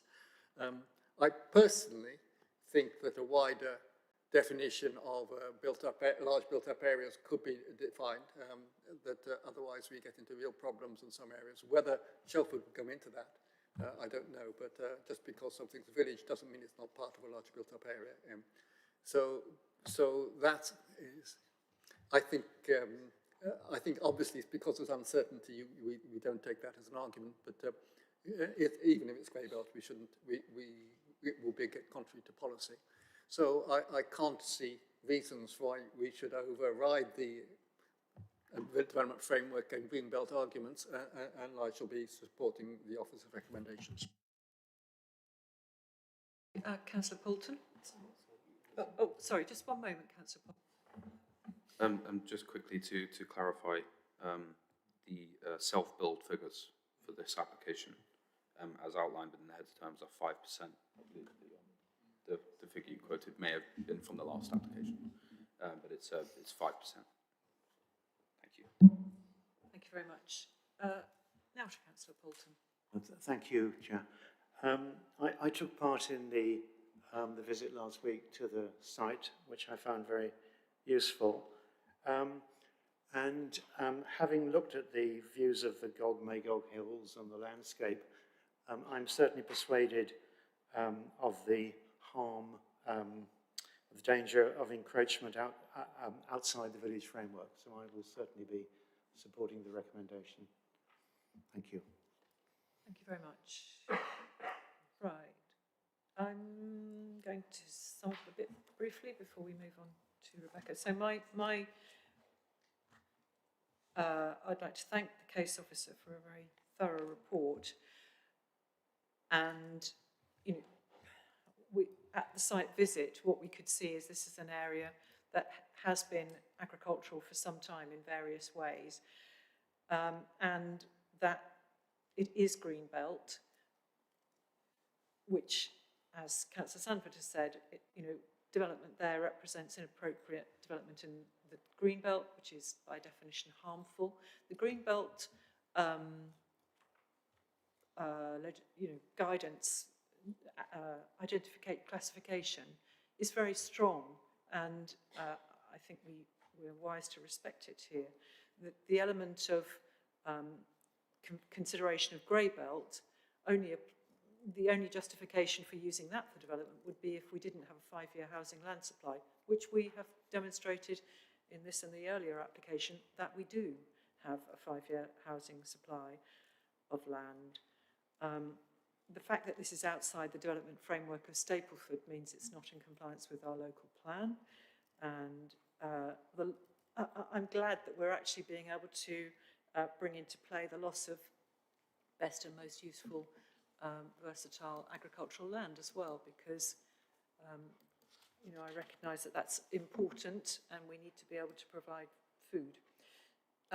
The other point about the NPPF, as always, we work with the legislation that's current now, not with what might come in future, and that will come in due course, but we work on the basis of the NPPF as of 2024. So I will be supporting the officer recommendation as well. Rebecca, would you like to sum up before we... so members, the recommendation is starts on page 154, but Rebecca, would you like to take us through it? Thank you, Chair. As you've outlined, the officer recommendation is to refuse.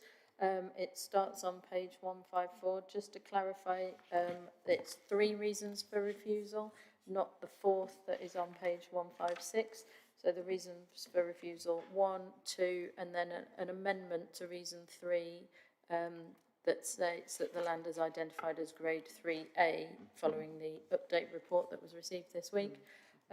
I'd also draw your attention to paragraph 27.3, where officers are also requesting delegated authority to the Director of Planning in the event that the application is refused and an appeal is lodged against the decision to refuse the application, to allow officers to negotiate and complete the planning obligations required in connection with this development and review the reasons for refusal in light of any information submitted with any appeal. Thank you, Chair. Thank you very much, Rebecca. Okay, so members, the recommendation of the officer is refusal. Would anybody like to propose that? Councillor Sanford, and to second, Councillor Poulton. Great, thank you very much. So let's take a vote on that then. The officer recommendation is to refuse. So if you wish to support the officer recommendation, that's press the green button. If you wish to object to that recommendation, you press red. And if you wish to abstain, you press yellow. So that's 11 in favour of refusal. That's unanimous. Thank you very much, members. That is refused. Right, it's 12:05.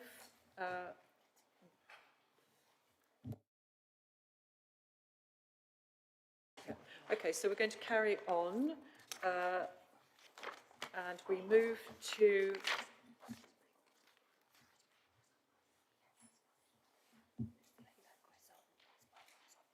okay, right. Sorry, I was looking at Thank you. Right, okay, so members, we now move on to the compliance report, item 7. No? Yep. Item 7.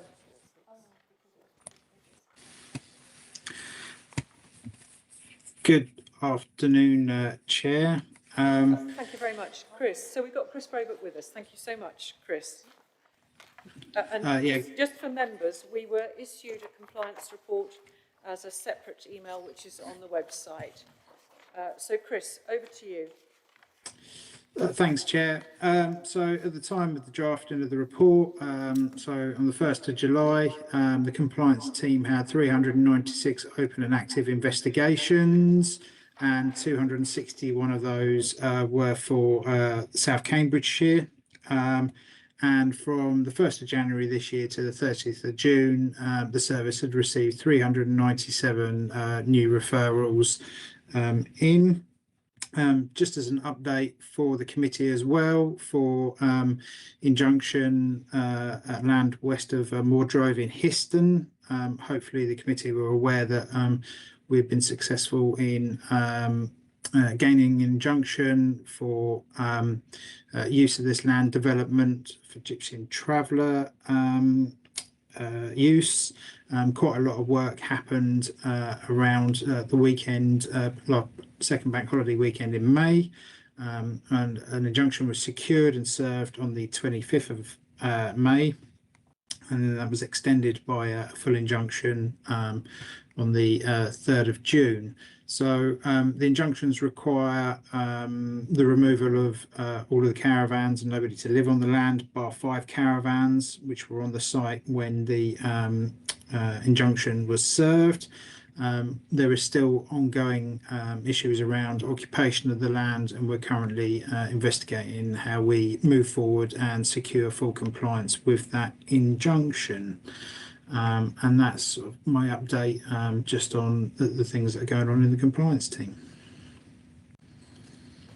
Chris, thank you very much indeed, and thank you for the work that went into both alerting officers and also the officer work over those 2 weekends.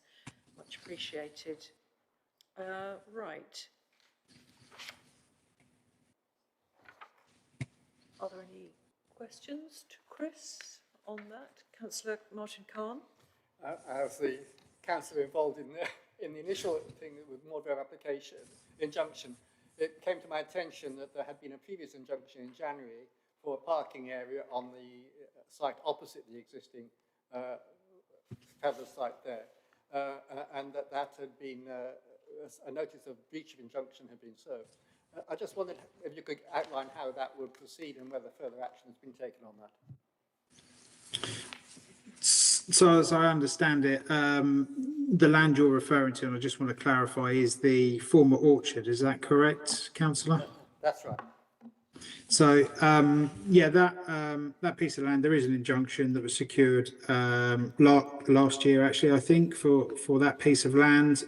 We are aware that some other further works have taken place in terms of hard standing, and we will be looking at how we bring further enforcement around the injunction and the failure to comply with that second injunction that you're talking about. Happy to update you when I have a bit more information on that as the local councillor. Thank you. Thank you. I note various enforcement notices have been served. Can I just clarify are these the sorts of things you are happy to respond to us individually, but not in this, yes, not in this Yeah. forum? Okay, thank you very much indeed, Chris, for the work that you and your team have been doing. I know, I appreciate it's a lot of work and it's over a big area, so thank you very much indeed. Thank you. Thank Chris. you. Okay. Right, members, we'll move on to item 8, the appeals against planning decisions and enforcement action, which start on page 159 of our agenda. I have a feeling these carry the same sort of caveat, but Rebecca, did you want to give us any kind of update on these? I think I ran through the format of the meeting of the report last time, so that new members are aware of how it's reported. But just to clarify, the first section, which is labelled Appendix 1, is those where we've received a decision. So if any members have got any questions on any of those, then please do reach out, and I will endeavour to either answer myself or ask the relevant case officer to answer. And Appendix 2 are those where we have received an appeal since we last updated you last month. Thank you, Chair. Thank you very much. So if members want to ask any questions about those, please do raise them with Rebecca directly. Right.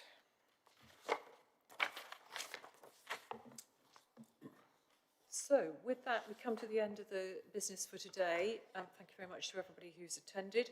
Our next meeting is due to be held on the 12th of August. So please put that in your diaries, and I'll close the meeting at 12 minutes past 12. Thank you.